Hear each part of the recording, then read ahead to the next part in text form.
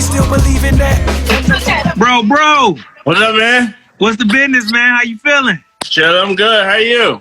Man, I'm good. I'm staying all the way out the way. You see, they got this crazy ass beard, bro. I see. What's going on with that? Bro, I'm not fucking with no barbers. I'm not going outside. I'm not letting nobody come in. Like, you know what I'm saying? So I'm just kind of dealing with it right now. Yeah, you got to learn how to cut your own hair like me, man. I see you out here shining. Dog, I did the baldy the other day. Like, I got myself together on the top, but this shit is a mess, bro. Straight up, man. I come cut you up, man. I'm corona free. Come on, man. Get me together, dog. So, man, speaking of which, bro, how you doing? How you holding up through this whole pandemic situation, man? Man, I'm good, man. I'm loving it. It's the best thing that could have happened for me, to be honest. Yeah, I love it. So, you know, I needed a break. I needed I ain't gonna say a break for me. I needed a break for other people in my life to leave me the fuck alone. Absolutely. So it was, man, it was a good thing, man. Absolutely, man. Well, I'm glad you're getting that peace time. I think all of us as humans need that. I was telling somebody the other day, I think we all be moving so fast sometimes that God had to slow us all down for a second. You know? Yeah, he did. Yeah, he did. He had to slow us down. We needed it, you know, so he had to slow the world down, man. The whole world needed it. Absolutely, 100%. The whole world needed it. Let me let this camera down. Yeah, the whole world needed it, so I think it was for the best for all of us. Absolutely. Yeah. Absolutely, man. For Mother Earth, man.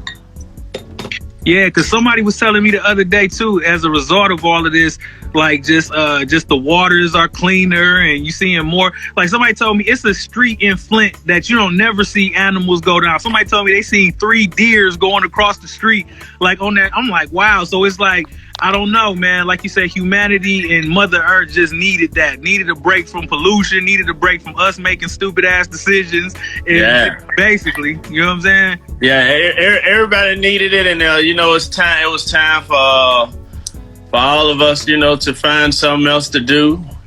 You know, so you know, I see a lot of people out there coming up with hobbies and finding different talents they didn't even know they had. You know, so it's a good thing.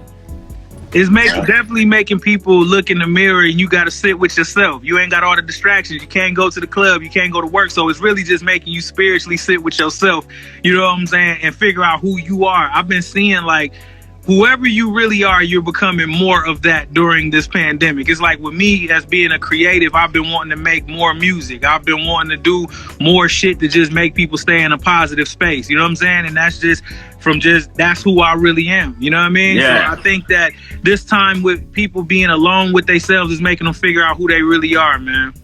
Yeah, and that's the truth, you know, and it's made me do, I mean, you know, me being a producer as well, I'm up to just since we've been on quarantine, I'm up to 48 beats. Word. Yeah, 48 beats. So, you know, I wasn't even making beats every day. Fucking no way. I've never made beats every day in my whole life, you know. Right. I would probably make you know, a beat. I would go in, I would say, honestly, I would go in my studio maybe 3 times a month, you know, and just go hard. You know, I used to go more than that, but just here lately, I would probably go in there probably like 3 times a month or 4 times a month. And I was like, you know, I need to go in here more. I need to do better. But, you know, with this quarantine, it made me have to do better. So now I'm in there. I go in there probably maybe 4 times a week. I go in my studio, you know what I'm saying? But it's just like having a studio at your house, it's a good thing, and it's a bad thing, you know. It's yeah. You know, it's good because you got the access of having a studio, but it's just like having a gym and a movie theater in your house. Like, you way rather go to the gym into the movie theater, because you know you're at the gym, you see other people, and then it inspire you. And plus, you're on the clock. You know, you're not gonna go in the gym and then leave out to walk the dogs and go make a sandwich, and then you pass by the TV and something on you want to watch. All the shit that I do at home. Right. You know, so you know, but now I'm working that motherfucker now. You know, I'm staying in it. Man, same here, dog. I've been putting out a joint every Monday because I just been creating, and these joints is like new. Like, these ain't even joints that I had. It's just the fact of it's just so much time to just kick it in. Like you say, the setup is there, and it's just making me want to work harder, man. Yeah, well, that's a good thing too. You mixing them too? Nuh-uh. I be sending them off to my homeboy in the A to mix them. Oh, there you go. Yeah, see, you know me, I don't send out shit, so I'm gonna have to mix my shit in everything.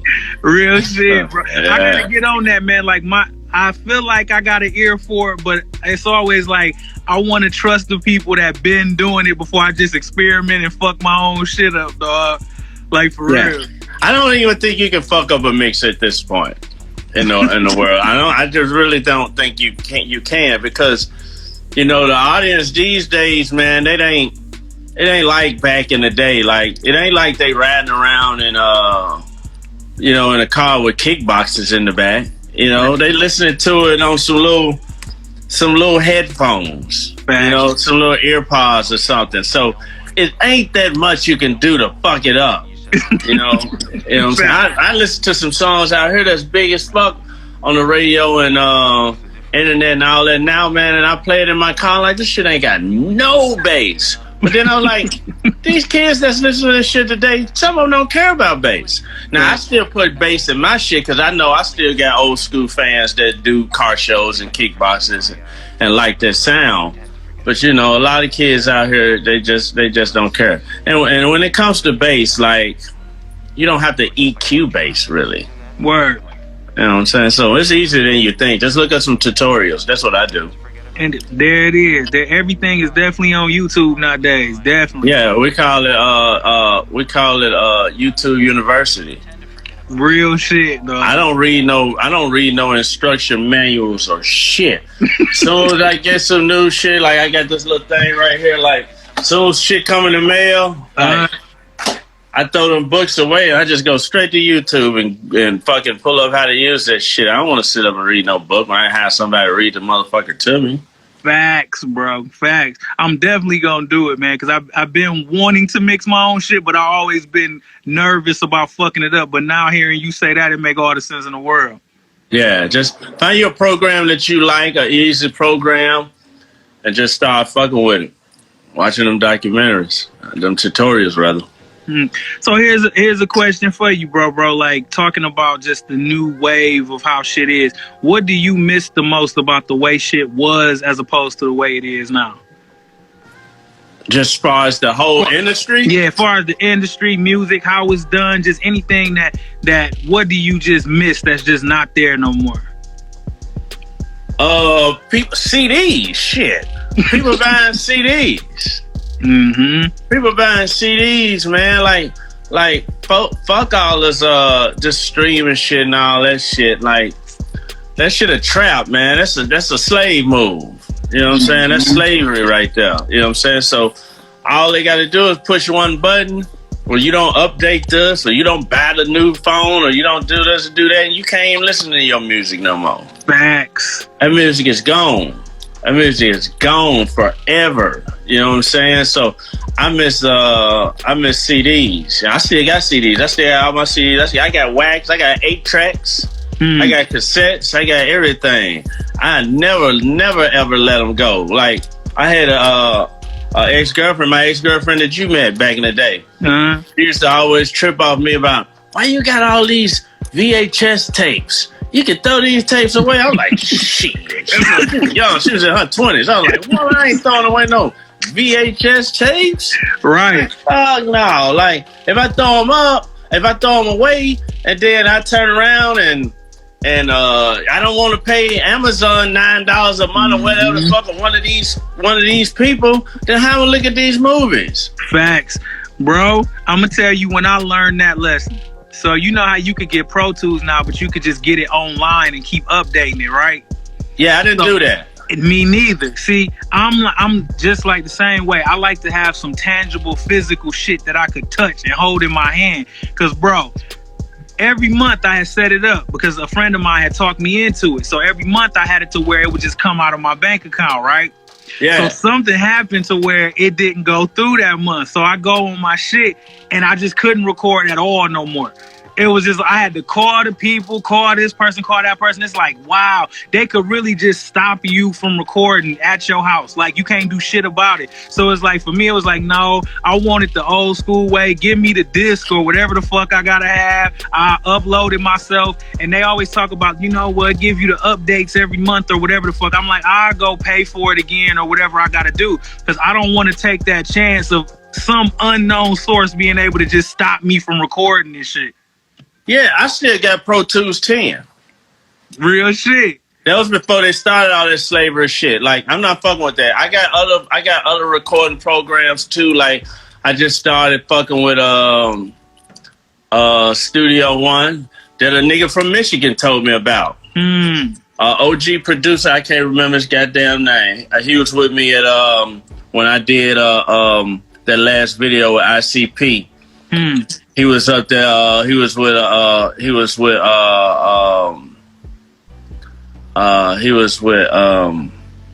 damn. What's the OG rapper from Detroit?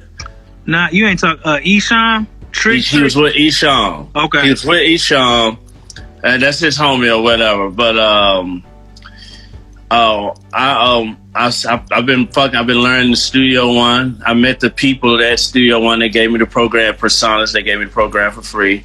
I got Ableton. I got Logic. I got anything you can name. So, you know, I'm just not.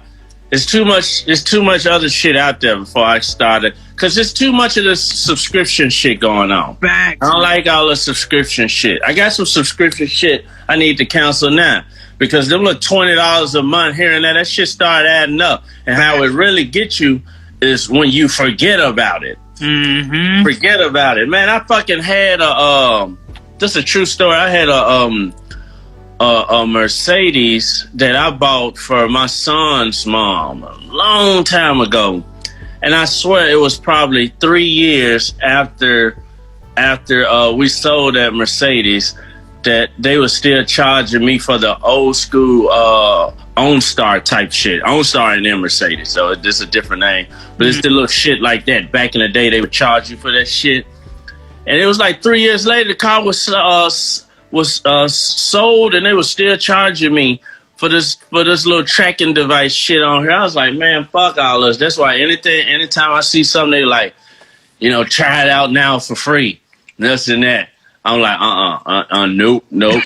Because when I go here, you gonna let me try it for free, but then you gonna start charging my motherfucking card every fucking month for the rest of my goddamn life. Facts, bro. Definitely. I want to buy the shit one time, and that's that. Let me buy it one time. You go about your way, I go about my way, because it's too much slave shit going on. So you know, fuck that shit that Pro Tools trying to do. I ain't fucking with it. Real shit, bro. Real shit, man. Absolutely. And let me see, I got to do this for the crib, being from Flint, Michigan, man. For those that don't know, y'all got a history with Flint. Y'all did a song with the Dayton family. You know what I'm saying? And anytime I run into that nigga bootleg, you always tell me to tell you what's up. So that's my nigga, man. That's my nigga, man. My mix yesterday, I played... Well, every Sunday, I play so much Flint, Michigan. It's unbelievable. But yesterday, I played the most. Like yesterday, I played Dayton Family. I played the song we had with them, and I played the dun, dun, dun, dun, oh shit! Where the fuck are y'all from? Flint Town.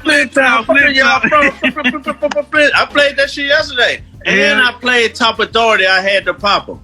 Real shit. Let's go. Play Top Authority. I fucked them up. Hey, bro. On behalf of all of Flint, Michigan, thank you, my nigga. Like for real. And I played Breed. Ain't Breed from Flint? No, Breed is definitely from Flint. I played Breed last week. No Future in Your Front. Damn right. Breed. Damn right, dog.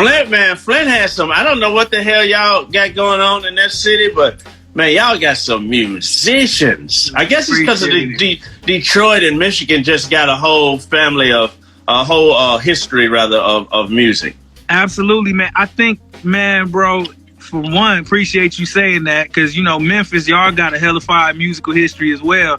Yeah. It's like with us, bro, we listen to everything. We like just a melting pot. We listen to the East Coast, down South, the fucking like West Coast. It's like we listen to all of that. I felt like sometimes certain regions only listen to their shit, but it's like with us, it's like we appreciated and respected everything. So I think that we was influenced, or we are influenced by everything that's going on, man. Yeah. Well, that's how Memphis is too. You know, we like, they call us the home of blues, home of rock and roll or whatever. And, you know, like, you know, we got a strong mouth in the hip hop too. So, you know, it's like, yeah, we everything, man. You gotta be. Absolutely, man. Yeah. Absolutely. Appreciate that. Like I said, I had to do it for the crib, because anytime I see the Dayton family, they always bring it up, always tell that story, you know what I'm saying? And he told you about the car I gave him? Bruh, you gotta tell the fucking story, dog. Because you told it to me once, and then they told it to me, which made it funny as hell. Yeah. Basically, I don't remember all the exacts of it because, man, like, we were so high and so drunk. And, like, what was their producer name? You're not talking about Matt Hinkle, are you? No, I don't think they don't sound like that. It was I can't remember his name. That's my homie too. But it was a light skinned dude that used to produce them. Mm-hmm. It was like their main producer that made all their beats. That nigga could drink so much beer, it was unbelievable. So like I had him down in Memphis and we did the song together. And if I'm not mistaken, I gave them my 67 Impala with 2 nitrogen tanks in the back instead of money for the feature. Or maybe I gave them the car and a little money, but I just remember giving them the car for the feature, and it was clean as fuck. But the funny part about it is some white dude hit me up on Instagram maybe like 5 months ago and said, "Paul, check your DM." He said, "I bought that car from them, from Dayton family, this and that." And I saw he sent me a picture of the car. He changed out the Rams, or maybe they didn't give him the Rams. They probably sold the Rams separately, but the car still looks the same. It still look good. It's still up in Flint. Damn. It's still up in Michigan, at least. You know, I don't know what part of Michigan he in. I can't remember what he said, but yeah, the car is still up there. Still look good. Now we're talking about, I sold them this car in like 1997. Damn. Long time ago. Fucking like almost 25 years ago or whatever. So that car was clean. I wish I should have kept it some bitch. That's crazy as shit. Like I said, I was rolling on the floor, dog, because I had remember when we first met and I told you I was from Flint, you had told me. Then when I ran back into them and told them that I fucked with you, they like, that nigga Paul a real nigga, dog. This nigga, like, it was just cool. Man, them my niggas, man. Shoestring, Boule, all of them, man. Backstab, all them my niggas, man. God. Hell yeah. Hell yeah. So along with that, man, like I was saying before we got on, like in Flint, dog, we really fucked with 3-6 Mafia heavy. I'm talking about like super stupid, crazy heavy. So yeah, I did a show up in Flint. It was scary as hell one day.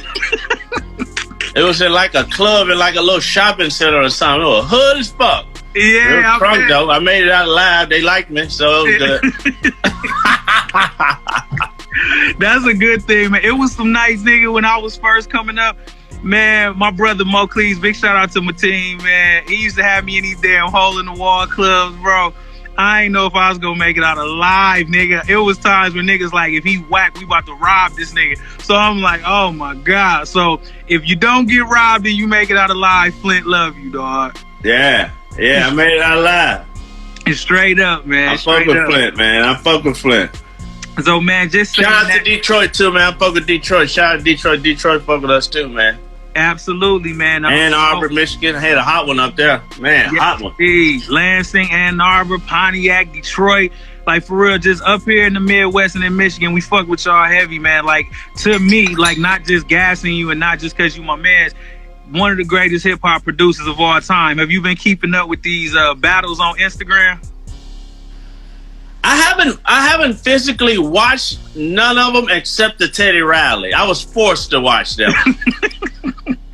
I haven't watched none of them because I don't know. I either be doing something else or whatever. But I haven't physically watched one. I don't have that much free time to watch anything. But when I do, I'm watching the news. But man, everybody told me it's like, man, you gotta watch the Teddy Riley one, man. So I watched Teddy Riley one. They supposed to do a rematch tonight at 8, I think. So I want to see that because I fuck with Teddy Riley, man. I'm good friends with his one of his baby moms and his kids and all that. So, you know, I want to see him. I want to see him have his sound together and come in hard and do it. You know, so it can be even. Absolutely, man. I didn't know he did so much shit. Like, I didn't know he did that Dougie Fresh shit. Nigga. Like, what? I love Dougie Fresh. Bro, when he played the show, I was like, why he playing that? And I'm like, damn, he did that? I'm like, that shit crazy. Yeah. Well, I found out he did it maybe like 2 weeks before the battle. Because I was like, hold on, Teddy Riley gonna go against Babyface? I'm like, I didn't see the math in that. And then they was like, man, you know Teddy Riley was doing shit like back in the day, like that old Dougie Fresh and shit. I was like, what? I was like, man, I gotta check this out. That nigga came, right. The nigga was in the back dancing. I was like, holy shit, go nigga, go. Bro, I swear, I ain't know he did that shit until he played it at that second. That nigga said he was in high school making beats for $25. $25, nigga. You could have got a Teddy Riley beat for $25, bro. Like, that's crazy as hell. So I'm thinking like, so here's a question for you, man. Would you ever do that battle, and who do you think would be a good matchup for you if you ever did? Yeah, I think I'm gonna do it. Like, I think I'm gonna do it with it's looking like I'm gonna do it with Lazy Bone. Even though I'm sorry, Crazy Bone. Even though he's not a producer, I think we're just gonna kind of go like song for song, because the only way I could really do it and it'll make sense is it gotta be somebody that was before me or right at the same times, because anybody after me ain't gonna count, because 9 times out of 10 they gonna make beats like I make. Right. You know, so people be like, man, you should do it against 808 Mafia boss and this and that. I fuck with 808 Mafia, this and that, but 808 Mafia will tell you that they grew up on me, which hence the Mafia and the 808 Mafia. So that wouldn't be fair. You know, that wouldn't be fair. Even though they good, you know, and I love them, that'll be like Kobe and Jordan going against each other. Like, you know, so it gotta be somebody that came like before me that had their own sound that wasn't there was like a completely different sound. You know, Bone Thugs had a completely different sound. I think somebody like them would be good. Or, you know, I wouldn't fuck with Organized Noise. They would kick my ass. But Organized Noise would kick my ass. But it had to be somebody from like the early 90s, shit like that. Like, you know, like Beats by the Pound, but Beats by the Pound would kick my ass too. So, you know, I don't know. It's a weird situation up through there. Y'all in the Pound would be crazy. Like, that would be fucking crazy. Somebody said Manny, but Manny already did one. Manny would have been a good one. Yeah. Manny would have been a good one. So that's what I'm saying. It got to be somebody that was out back then, early 90s, that was doing their own thing. And, you know, and I was doing my own thing. Something like that would be a go. Somebody said Just Blaze. Just Blaze got some shit out there. Just Blaze on the Usher album. I don't know if I want to fuck with Just Blaze. Just Blaze hard. So, man, let me see. And speaking of production, like, I want to make sure, too, while this is getting recorded and taped and people watching it and shit like that, I was fortunate enough to be on Dr. Dre's album, Compton, and I remember telling you when it happened, like, the way that I rode the beat on For the Love of Money, to say what's up to the broke nigga at the rich party, yep, and all of that shit that I did on there, for me, that was directly influenced from y'all. Like, it was so many songs where y'all would have like a yep or or something in the background that just kept the vibe.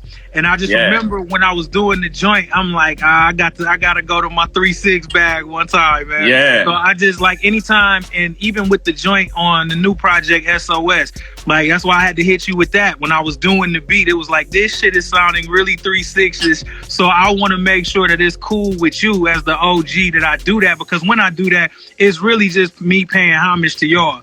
You know what I'm saying? It's really me just being like, yo, if y'all wouldn't have did what y'all did, I wouldn't be here. So I appreciate you, man, for real. I appreciate it, man. That shit was hard too, man. Like you gotta have the craziest flows out right now, man. Like you and Yellow Wolf are my two favorite lyricists out right now, period. Thank you, man. You have some crazy flows, man. I can't wait till we can just do some more shit together, man. And plus, I gotta sing you something for my new project, man. Come on, let's get it.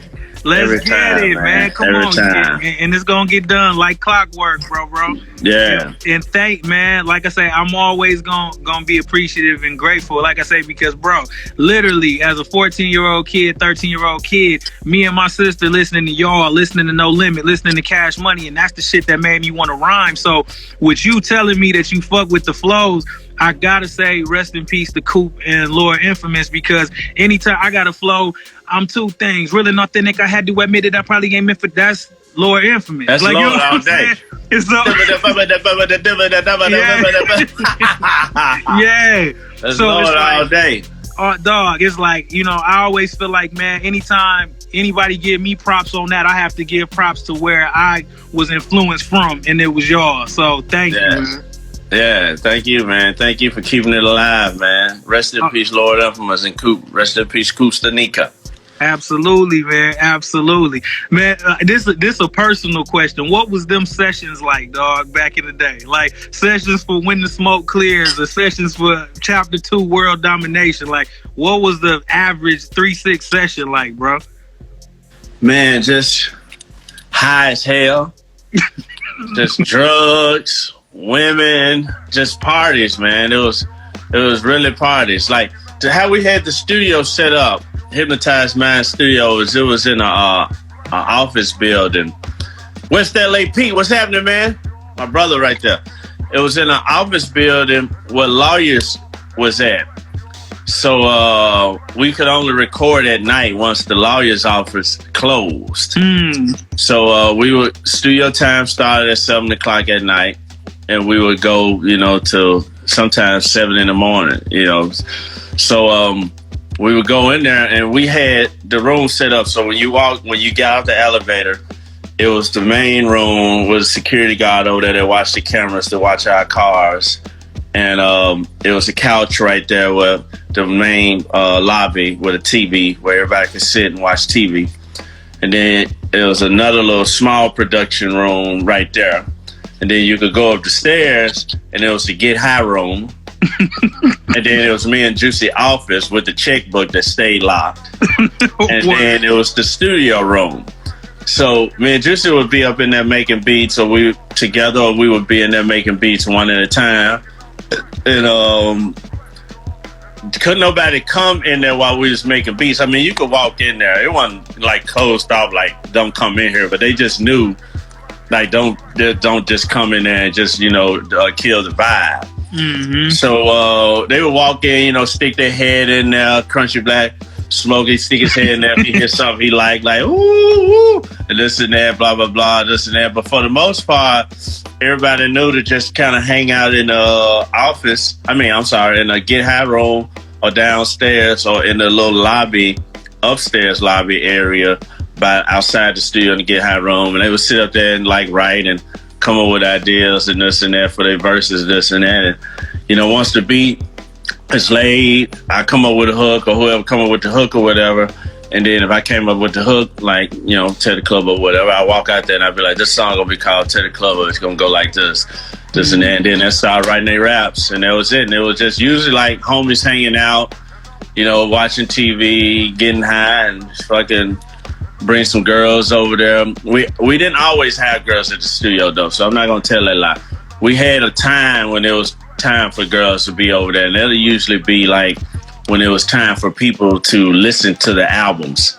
So to listen to the final project. So what we would do is we would like take like a bucket or whatever, and like, you know, write like the names of the songs, all that, and give people pens and pads and this and that, and be like, you know, I'm gonna play the song, you know, put from 1 to 5 stars which song you like, you know, and then don't put your name on there so people won't feel like, oh, I don't want to tell them I don't like this one. So like, don't put your name on there. And then at the end, we just pass the bucket back around, and everybody just put their pad in there, and then we go. And then we play it back, and we look, and we be like, okay, this song got 5 stars. This should probably be a single or whatever. This song got 3 stars. This song got 4, blah, blah, blah, whatever. And that was it. That's a dope way of doing it. Like, for real, bro. Yeah. The whole not putting your name on the joint because so people don't get in their feelings and all. Yeah. They tell the truth then. Yeah. They tell the truth then. Damn, that's hard as hell. See, I wish I would have incorporated that in a lot of my sessions, dog. A lot of times, man, people don't be understanding how important the vibe is, and how sometimes it be too many chefs in the kitchen. Everybody want to have an opinion. Everybody want to argue. Everybody want to this and that. And that, to me, what you just said, like, solves a lot of problems with that, man. Yeah, and that's the best way to do it, man. So, you know, it's all fun, man. Absolutely, man. So shit, I gotta promote the album. Thank you for being a part of it, man. Thank you for having me, man. Anytime. Man, absolutely. On April 27th, the Zone is going down. Let me see. Did I miss it? What else? I'm trying to think of what else would my niggas back home want me to talk to DJ Paul about. Let me see. Niggas want me to tell you that Choices is a classic. Niggas Choices is a good one. Yep. I got you can't see it. It's over behind me. It's the Choices plaque. It went double platinum. I didn't even know movies could go platinum, but yeah, like evidently, like 100,000. What is it? 100,000 DVDs was platinum. 200,000 DVDs sold was double platinum. I'm sure it's even more than that by now. But yeah, that movie did really good for us, man. Dog, it's a hood classic, dog. Hood classic. Me and my homies be reciting scenes from fucking Choices, dog. So I don't know if you can say, I got the Choices, I'm going to show you to it. I got the Choices mask. Mask, shit. Man. Watch this. Hell no. That's the plaque. That's hard as hell. That's hard as hell. That's hard as hell. Well, big bro, I ain't gonna keep you all day. The last thing I ask while we on here, man. My album SOS is pretty much about just redemption, about keeping going, about staying positive, about even when some shit sets you back, you keep going. Is it any time in your journey where it was like, I don't even know if I want to fuck with the music no more, and you kept going? Or was it something that was kind of like adversity in your journey and you had to reach down and keep going? Like, was there a specific time where it was like, man, fuck this shit, but you kept going anyway? Yeah, of course. When the mixtape shit got all crazy. When the mixtape, back when the after like 2009, when everybody started going with the mixtapes, and fucking mixtapes was going crazy all the way up to fucking, man, shit. Mixtapes was going crazy all the way up to fucking 2014, 15. You know, they still fuck with them now though. But like 2009 is when they started to go crazy with it, and I just couldn't see myself giving away free music like that, you know. So I would still do a mixtape. I think I probably dropped like 4 mixtapes during that little time, and this and that, and I wasn't feeling the whole mixtape thing. So I just kind of sit back and let them kind of chill and let them just kind of do that, and now that they kind of figured the money back out and this and that, you know, I'm back more focused at it now. You know, I got 2 number one. I got 2 number one albums just this year. You know, Trippie Redd I gave Trippie Redd his first #1 album. I produced the Def on there with my boy T.Y. Def. The You Gonna Die.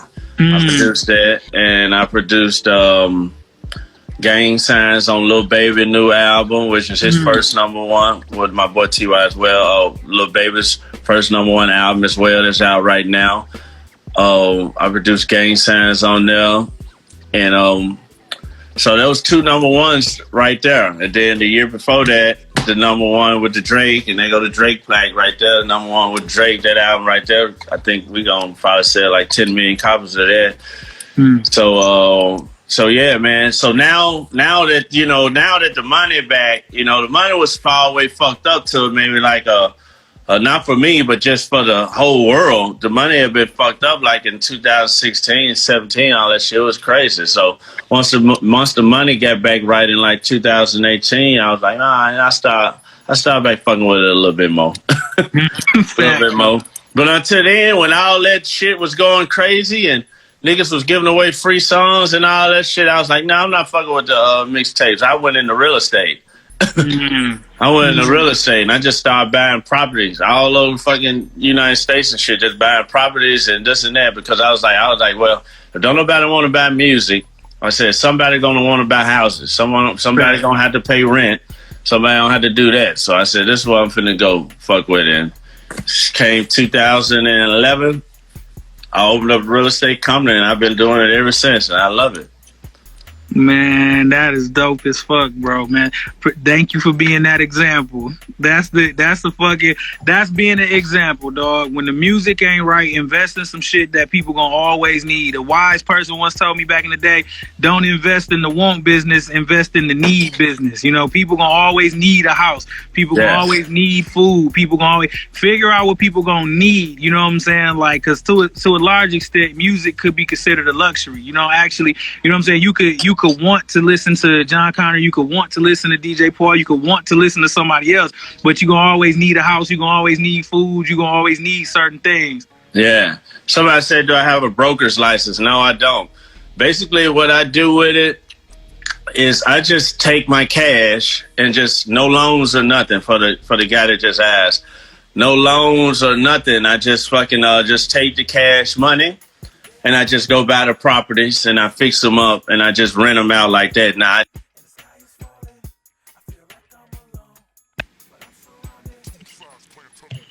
managers that manage them for me, because I'm not going to be dealing with that. Ain't nobody going to be calling me at 4 a.m. trying to figure out how to work the microwave. So I have property managers and I just go buy it with cash, because like when you look at it, like the percentage rate that the banks, try to give you now and been giving us for I don't know how many years now is so small that my money sitting in, obviously don't put all your money in real estate. I got money in different stuff. Like I'm a part owner of FaZe Clan for all you gamers out there. But know that FaZe Clan is the biggest gaming crew out right now, and Jim Iovine just joined forces with us. Shout out to Jim Iovine. But like I put some money into the real estate because the money, the amount of interest rate that the banks give me on my money sitting in the bank is less than 1% on the average bank. Now obviously I got banks out there that other places out there where I can put my money and get more for it. But the average, I'm just speaking for the average person out there, the average bank that you go to is giving you such a small percentage that it don't make no sense. So if you do a loan on a property or a house or something, and you paying 2-3% on the loan or whatever, but you're not getting 2 or 3% or 4 or 5% on your money, that's a loss right there. You're losing right there. So I just go in and take that money out of that bank, like fuck you bank, put it over in this property.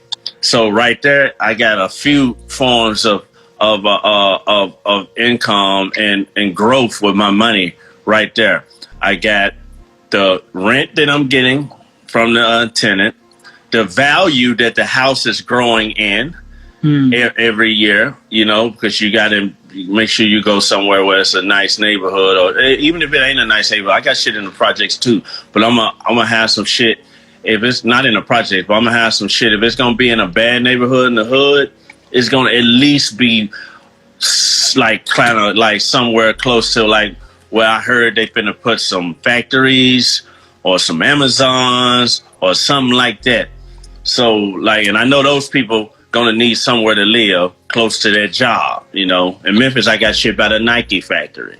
You know, so a long story short, I just make sure I have that's two right there. So the rent, the property growing over the years, and those two things right there alone is better than cash money sitting in a bank that you could turn around any day now, and these motherfuckers might be like, we need your money, we finna buy some tanks and go to war because somebody made this fucking virus up, which in actuality the people that want to go to war probably made the fucking virus up. Right. Yeah, motherfucker look for a reason to go to war around here. So I just, the real estate was always my move. I was talking to Akon day before yesterday. Akon said he do the same thing. You know, the real estate is just where it's at because, you know, you really can't lose with it. Because like you said, like you can lose with music.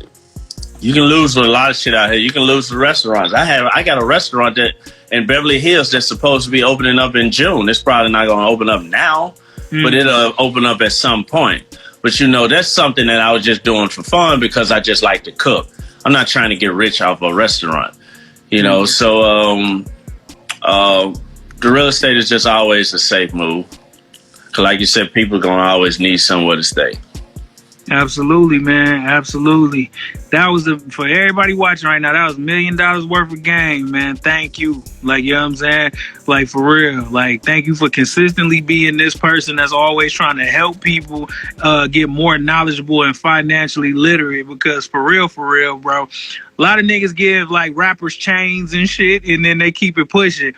Even with me, when no cameras was rolling, when none of this shit, like with none of this going on, when it was just us kicking it, I remember you asking me, was I financially straight? Like, you good? You handling your business? Da-da-da-da. So that's what I always felt like, you know what I'm saying? Big homies and OGs that come before us is supposed to do, and you always been that, man. Appreciate you. You got to do it. C2 what's up? Lifestyle_organized. What up? What's happening?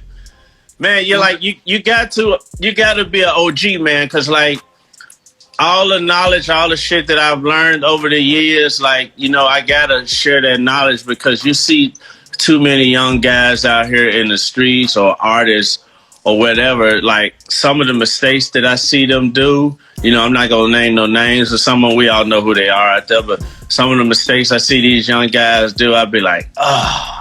I'll be like, man, where was the OGs at? Like, I see old niggas hanging around them, but are they telling these niggas something, or are they just there to get their money? You know, you gotta tell them like, don't do this, don't do that, you know. But man, I try to tell them as much as I can, and I'm gonna start doing a little more. I think I got some posts coming up that I'm gonna do because a lot of stuff that I see that a lot of artists be teaching to the young kids out here, it just ain't true. And I'm just gonna have to just tell them, like, you know, that looks cool and that sounds cool what he just said, but that's not the way life really goes. Facts, bro. Like, dog, the younger generations be needing that, and as me being a generation younger than you, I needed that. It's only certain people, my big brother Mateen Cleaves, who was in the NBA, Kelly Price, you, and shit, it ain't too many others, but it was like y'all always stood out because it was like, okay, you making music, you dope, the music fire, but nigga, are you straight? Like, is your real life okay? Like, you know what I'm saying? Yeah. I always appreciated that. Anytime I run into younger artists, I make sure same way y'all hit me like that, I hit the younger artists with that as well, man. Yeah, it's important to save the money, man. You just gotta save your money. Like, you know, a lot of kids out there, they looking at these artists, you know, they seeing them blow money and throw this and do that, and like that shit is just, they gotta realize that's a character. Mm-hmm. That's a character. Like, you know, I've seen a lot of them out there doing that like that in real life, but that's not a smart move. Like, you gotta save your money, and that's that's one of the reasons why this shit just happened. This quarantine, this coronavirus, all this shit just happened as a learning ordeal from the big man up above, whoever y'all might believe in out there. The big man that created us all. It's a learning deal that he just put us through, because we got to pray for all the people that lost family members and pray for all the souls and all that. But at the same time, we just got to look and find the positive in us. And the positive in us is, he just telling motherfuckers, like, it's time for you motherfuckers to slow down, straighten up, and figure some shit out. Like, my fucking, I had an appointment that I had to go to, way fucking, I would say like an hour away from where I live at. And you know how the fucking traffic on the West Coast is. It's fucking crazy. Right. So I had to go to this appointment. And then, once all this shit happened, they put us on lockdown. I couldn't go to the appointment. The guy was like, we're going to do a call. And I'm sitting up here like, motherfucker, we could have did a call anyway. Like, why did I have to ride over there an hour to you when we could have just did a call anyway? But see, that's what I'm talking about. Like, now people, that's why when we first got on the phone, I was like, that's what I love about the whole quarantine thing, because it's making people figure out a different way to do shit the same way they could have did it in the first place. Yeah. Like, yeah. I'm a vegan. I'm plant-based. So like fucking one of the stores that I like to go to, one of the markets I like to go to, have vegan donuts, which is fucking actually better than a real donut, believe it or not. And I went to go get the vegan donut, and now they had a vegan donuts wrapped up in plastic. And I'm like, you should have been had these fucking wrapped up in plastic, nigga. Like, you should have been, like, all these times I done bought these coughed over fucking vegan donuts. You should have been, took your lazy ass and wrapped these motherfuckers in plastic, nigga. So now, hopefully, when this is all over with, they will continue to wrap these donuts in plastic. Now everybody getting the picture that we need to be safe and be clean. You should have been doing that. Motherfuckers just washing their hands now. Just now. Their hands in 20 years, nigga, just washing their hands because the news anchor told them to wash their hands. A news anchor told you to wash your hands. Yo. God. Yo. We needed this, man. We needed this. We did, man. We needed this. I just did a post the other day. They got like 50,000 views or whatever in like less than fucking 10 hours or whatever, where I was talking about me being a little more smarter with my paper towel usage. Because there's a limit on paper towels now. You can't find paper towels nowhere. So I'm like, I got to go a little easier with these paper towels, because I was being stupid with the paper towels. I'm cutting up, cleaning my vegetables and this and that, and I'm such a clean freak. I get some water on the countertop and wiping it up. Right. I ain't even thinking that God fucking already did this for us. Like, nigga, it's gonna dry up on its own. Like, you don't realize that it's gonna dry up. He already did that for you. But I'm wasting trees, wasting paper towels, wiping it up anyway. So now I'm down. I got a lot of tissue paper. I'm not gonna lie. I prepared for that. But I didn't prepare as much for paper towels. So like right now in my kitchen, I got about 3 rolls of paper towels left. And I'm being really, really easy with those paper towels. I'm like, these paper towels right here gotta last. So I'm doing what I should have been doing. I'm taking a dish rag and wiping the wet water there it is. And hanging it and leaving it right there. So then I go to the grocery store and I see that they got reusable paper towls. I don't even know what they do, what they made out of, or what's the deal with them. But they're in a roll like real paper towels. But they said reusable paper towels, and they're in a color. They got a color print on them, like a bandana almost. So I'm like, here we go. I'm like, once again, something they should have been making. Facts. They should have been made reusable paper towel, but they didn't want that because they wanted us to keep buying these motherfuckers. Keep buying and keep spending money, yeah. They want to keep knocking down trees and all that shit. Save these trees. We need the trees to breathe. Agreed, man. Human beings are so funny. We like the only species that's like so self-destructive. All the animals are doing what they supposed to do. Birds doing what they supposed to do. Fish doing what they supposed to do. We the only species that create guns and kill each other. We create viruses to kill each other. We create foods to kill each other. It's like, man, God probably just be looking at us like, where did I go wrong? Like, you know what I'm saying? Like, for real, man. Yeah, well, that's why he just did all this. He's like, I'm gonna slow these niggas down.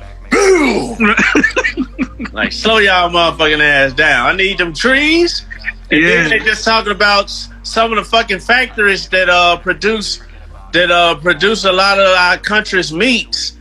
Fucking had some coronavirus hit them. They done had to close down some factories. I was like, all right, well, now we're finna be out of meat too. So there you go. Oh, the big man talking to you. He like, leave my trees alone and leave my animals alone, nigga, before all y'all be eating each other. Facts. I'm glad I'm a vegan. Because they gonna have that. Airplane, robot food, the shit that I eat, they have that. It'll be tons of that. That shit made out of beans and fucking crap. It'll be tons of that, but these animals, nah. Hopefully we don't run out of food, though. Man, what was them shits you put me up on? Somebody say, go vegan, Paul. I'm plant-based, so I'm basically vegan. What you say? What you put me up? It was the seaweed strips that you put me up on. Seaweed.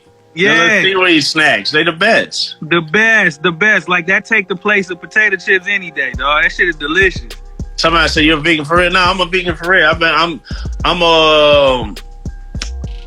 Hey, March. I'm 2 years. March. It's May. I'm 2 years and 2 months. No meat.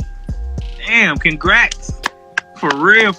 Almost 2 years, no alcohol, and I was a raging alcoholic. So this is a career high for me. I've been drinking since I was 12. That's a big congrats, man. Congratulations on that, man. Yeah, that shit fucking helped too, man. I look younger in there, and people tell me all the time, they're like, man, you look younger now. I'm like, yeah, I let all that crap go. Man, that is a beautiful thing. That is a beautiful thing, man. For real, man. Somebody said no more chicken and waffles. I was never into chicken and waffles. I don't do sweets with my meats, man. Even when I did meat, I never thought chicken and waffles was a cool idea. That ain't no South shit. Facts. Bro, I thought I was the only one. Like, I never fucked with, like, well, I don't want to say the phrase, but Paul, sweet meats. I never fucked with it. Like, you know what I'm saying? Like, as sweet as my meat gonna get is gonna be barbecue sauce. You know, when I was eating barbecue sauce. But I ain't finna be sitting up here putting no syrup on no fucking chicken, man. How fast are you trying to die? Right, dog. So, okay, wait, here go a question for you, my nigga. So, in your rice, do you put sugar or salt and pepper? Salt and pepper. Salt and fucking pepper, dog. But now where I'm from, niggas do put sugar on rice, though. I never understood that, bro. I never got into that. Right. I'm gonna tell you a funny story. What's up? It was me. We was on tour. It was me, Juicy, and LeChat, and a couple of more niggas. And we was in Atlanta. We was on Peachtree Street.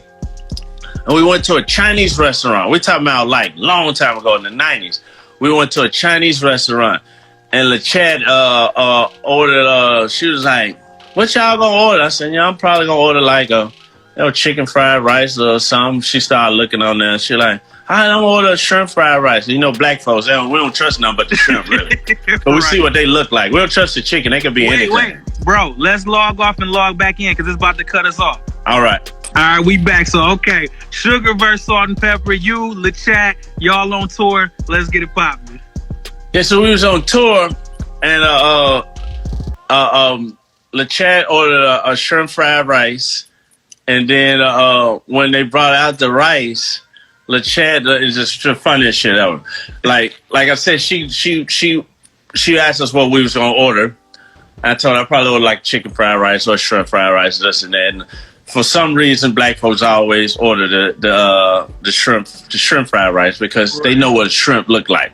Right. They don't trust the chicken. Which you really can't trust the chicken and the steak and all that shit. 'Cause that shit just be just a brown or a light color piece of meat, and they just tell you what the fuck they want to tell you.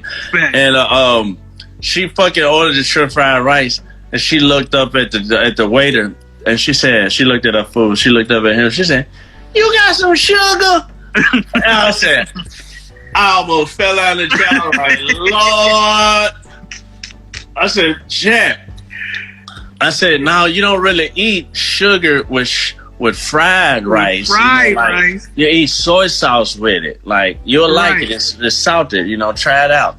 But this shit was funny as fuck, man. I was like, oh my God, man. Chad is so funny. That's funny as shit. I never put sugar in my rice, dog. No. No way. It was somebody that just hit up down here in the comments that wanted me to ask you about how was it winning the Oscar, man? Oh man, it was the best experience ever. I got a picture of that right. What is it? Right there. That is the actual win plaque. But and I got the trophy that's in the other room. Man, it was good, man. It was crazy. It was a crazy Hong Kong. Somebody said Hong Kong. Hong Kong fried rice. That's where we used to go. In my neighborhood, Black Haven, Hong Kong fried rice. It was fire as fuck. Word. Hong Kong fried rice had a black cook in the back. Did you know that? It was fire as hell. Black man back there cooking that shit. So anyway, winning the Oscar, man, it was amazing, man. It was just like it was like getting your virginity taken by the hottest chick on TV that you fucking love. So like, like Mariah Carey or somebody. I love Mariah Carey, and there's a bunch of other ones I can name. So it was just it was a crazy experience, man. And it still ain't soaked in, man. And it's been a long time now, man. 14 years of some crazy shit now. 15 years, something. 14, I think. So it's been a long time, man. But it was a good thing, man. It changed our life. Absolutely, man. Damn, dog. That was a moment. That was a moment for hip hop. That was a moment for Black people in general, dog. Did y'all receive it as that while it was happening? Like the magnitude of how big it was? Yeah. I didn't at first, and I sure in the hell didn't when we was nominated. But after a while, I realized, and I was like, man, this is crazy. And then when it really soaked in is when the show prices went up. Like our show prices like quadrupled. So that's when it started to kick in, and the TV show, Hollywood, and all the things that came behind it, and us moving to LA, and this and that. And I was like, yeah, we really living some different shit right now. And it was a totally different world out there, when we did that. So it was crazy, man. Man, real shit, bro. Man. Well, dog, I ain't gonna hold you all day. You know what I'm saying? Yeah. Thank you, man, for doing this live with me to promote this album, man. April 27th is going down. Can't wait. That's soon. That's in 7 days. Yep, 7 days, man. 7 days. And this is really cool because, like, the whole Corona shit started happening when I was about to hit New York and LA to do, like, radio runs and all of that and do, like, all of that shit. But then all of the bullshit started happening, so I didn't get to shoot videos, didn't get to do nothing. So but for me, dog, right now it's just like I want to give people something else to think about and something to get their mind off of the bullshit.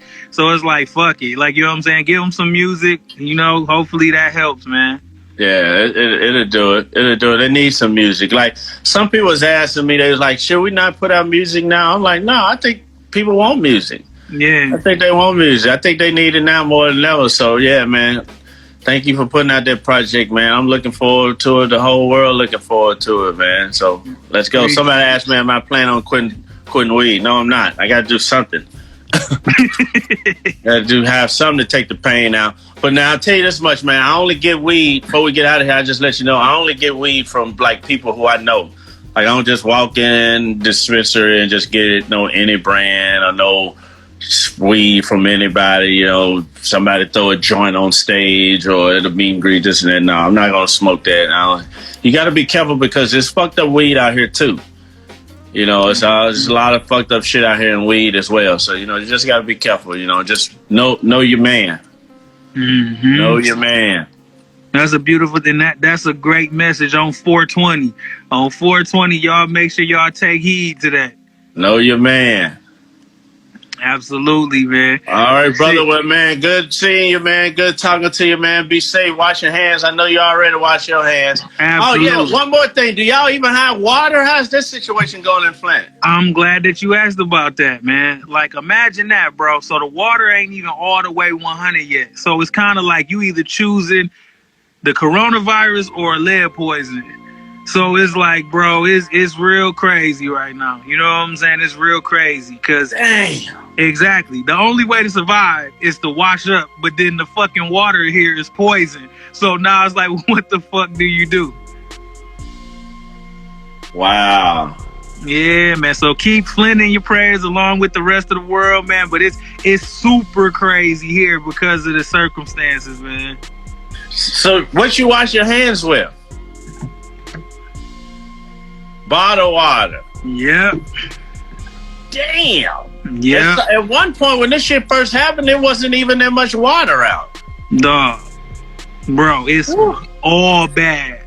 Like, my nigga, like, we really gotta, like, rationalize, like, okay, what water is we about to drink? What water is we gonna use to keep washing up with? What water is we...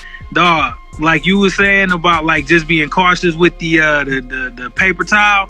Nigga, water is like gold coins, nigga. Like, you know what I'm saying? We got to make sure we use them motherfuckers sparingly. Like, seriously, dog. So, for real, it's crazy right now. But you know how we do, man. We spirits up and we try not to let that shit overtake us, man. Yeah, you'll be good. You get out of it. You get out of it good, man. Well, God bless, brother, man. Love you, man. Come on, you already know. Love you, man. I'm gonna hit you when we get off the live, man. All right. All right, brother. You already know. Love, man. All right, all y'all that was tuned in. Thank y'all. What's up, Unicorn for Life? What's happening? She said that's deep. That's what she said. Yeah. All right, man. All right, dear bro. I'll hit you in a second. Love. Peace, y'all. Where all my dreamers at? Passion over paychecks, we still believe in that. And no, you might not understand, but we at peace with that. Either you got it or you don't, it ain't no teaching that. And it's my way of reaching back. I chose the long road, walking over high cold.